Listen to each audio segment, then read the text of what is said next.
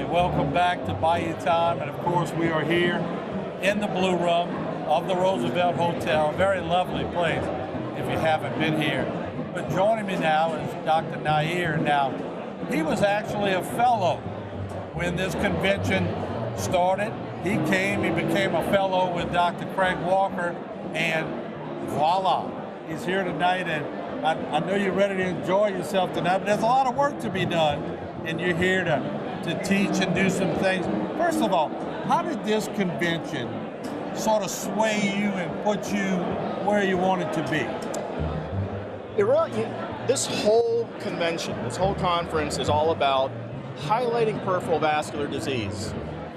Dr. Walker spearheaded this whole thing, and if you are around Dr. Walker for 5 minutes, you fall in love with the profession, and that's what happened to me. I think this convention puts the brightest minds from all over the world in one building, and we're able to talk about the latest for peripheral vascular disease intervention and how we can help patients moving forward. So this is a phenomenal conference, and I just feel blessed to even be here.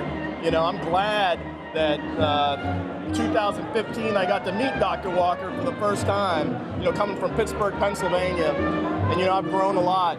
I started as the fellow, as you mentioned, and over the last year that I was here working with him one-on-one, I just learned a whole heck of a lot, not just about intervention in peripheral vascular disease, but about the whole field of medicine. So it's a blessing in disguise to be in Homa and have an interventionist such as Dr. Walker to be your mentor.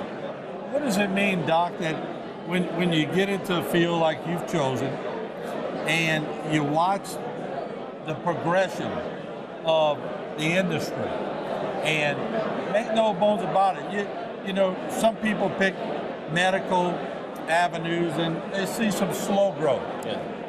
The tremendous growth that has happened in this field is unbelievable, probably second to none. That's got to make you proud to be a part of that. No, it absolutely does, but quite honestly, we're only scratching the surface. We have a long way to go. I'm an interventional cardiologist by trade, and I think when it comes to treating coronary artery disease, things are very standardized in how we're caring for patients. In the peripheral space, when we're dealing with disease outside of the heart, we're still learning.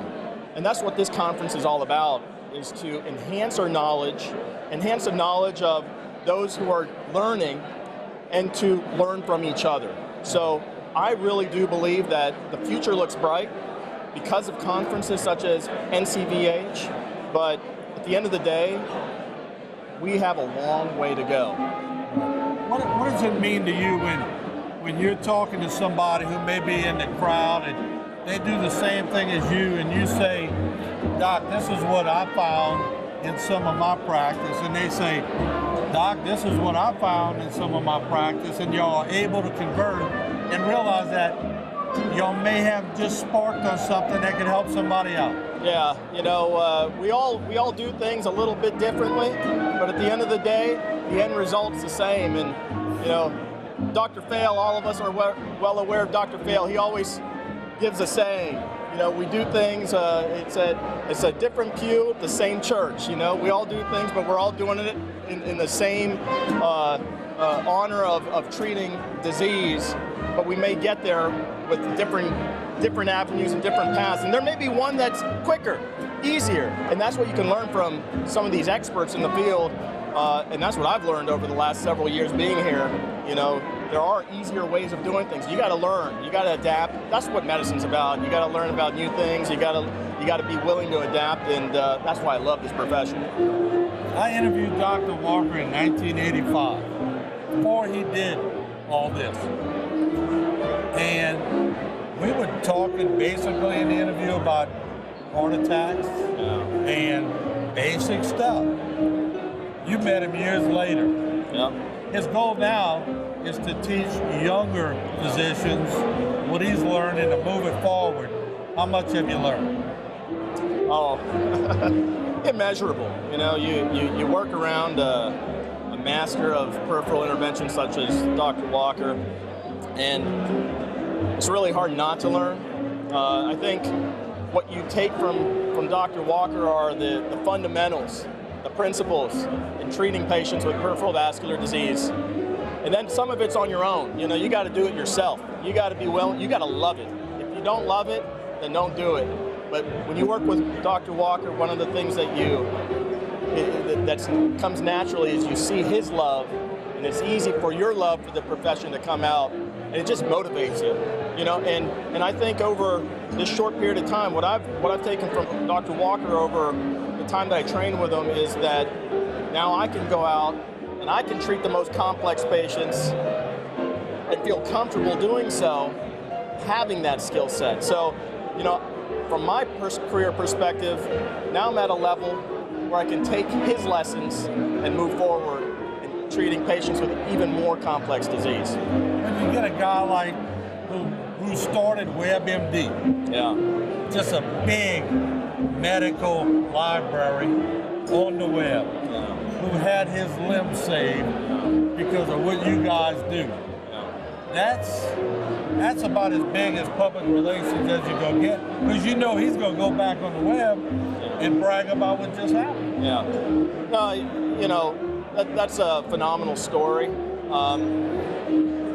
And he's a phenomenal guy, you know, having gotten the chance to meet him. But I will say that there's people out there that may not be the WebMD, you know, person of the world, you know, who no one knows about, who's suffering from near limb loss or ulceration of the leg, and their last option is amputation. You know, I think our goal is to try to save the limb. Now, we can't save all the limbs, and I don't want to go out here and say that that's what's going to happen, but I think we have the skill set, especially at CIS in general, you know, with Dr. Walker's mentorship and leadership, where we can actually make an attempt at saving limbs, and that's our goal, you know, and I think we're achieving that goal. But I want to say that there's people out there all over, you know, Louisiana, I see it in all over the country, to be quite frank with you, that really could benefit from an attempt at saving their limb, and I